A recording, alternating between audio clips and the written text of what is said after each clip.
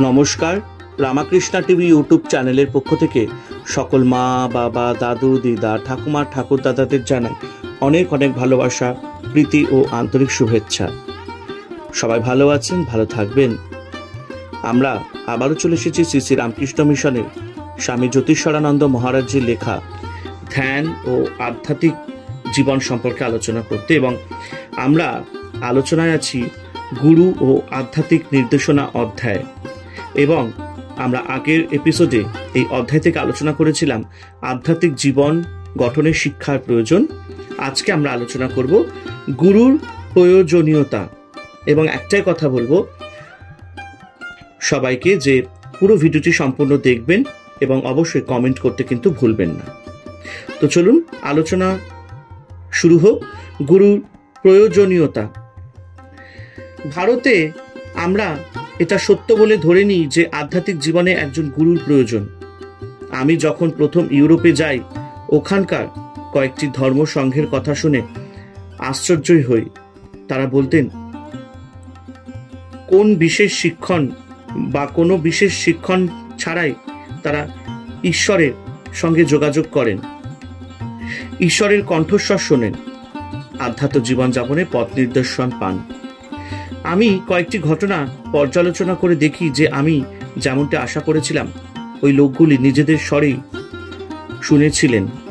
অবশ্য সেই কথাগুলি কখনো কখনো বেশ ভালো সুন্দরভাবে আমাদের কাছে মহারাজজি বলছেন। অশুদ্ধ আত্মার কাছ থেকে ঈশ্বর ও তার স্বর বহুদূর। একজন সুশিক্ষণ প্রাপ্ত শুদ্ধচিত্ত ব্যক্তি নিশ্চয় অন্তর্যামী ঈশ্বরের সঙ্গে যোগাযোগ করতে পারেন, কিন্তু যখন কোনো অশুদ্ধ অশিক্ষণপ্রাপ্ত লোক ওইরূপ করেছে বলে দাবি করে, সে কেবল নিজেকে প্রতারণা করে। তবু তারা বলে যে তাদের কোনো বাইরের সাহায্যের প্রয়োজন হয় না।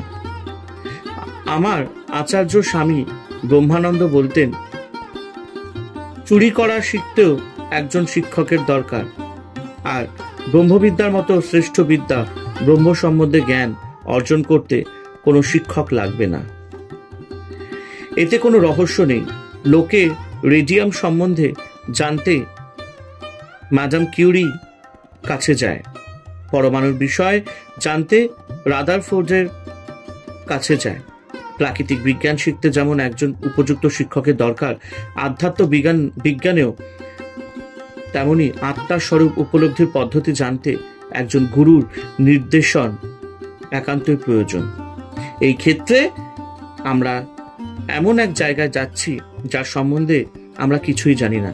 যারা কোনো শিক্ষকের প্রয়োজন বোধ করে না অথচ অন্যের শিক্ষাগুরু হবার জন্য অতি আগ্রহী, তাদের মনে রাখা উচিত যে একজন অন্ধের পক্ষে অপর অন্ধকে পথ দেখানোর চেষ্টা করা সমীচীন নয়। হিন্দু শাস্ত্র গুরুকরণের উপর বিশেষ জোর দিয়েছেন। ভগবদ গীতার কথাই ধরো, এখানে কৃষ্ণ অর্জুনকে কোনো কিছুই আধ্যাত্মিক উপদেশ না দিয়ে কেবল যুদ্ধক্ষেত্রে নিয়ে গেলেন। তখন অর্জুন তাকে নানা যুক্তি দেখিয়ে বললেন, আমি দুঃখে অভিভূত হয়ে পড়েছি, সঠিক পথ সম্বন্ধে আমার মন মোহগ্রস্ত হয়েছে।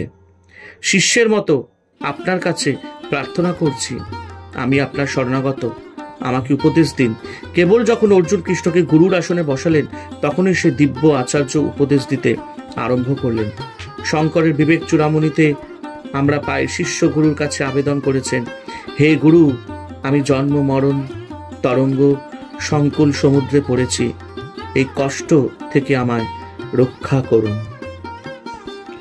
সত্যি তো আমাদের জীবনে, আধ্যাত্মিক জীবনে যেমনি প্রত্যেকটি বলতে গেলে স্থানে আমাদের একটি করে গুরু দরকার পড়ে। গুরু মানে যে শিক্ষক, যে আমাদেরকে পরিচালনা করবেন সঠিক পথে নিয়ে যাবার জন্য, তেমনি আমাদের জীবনেও গুরুর প্রয়োজনীয়তা অবশ্যই দরকার।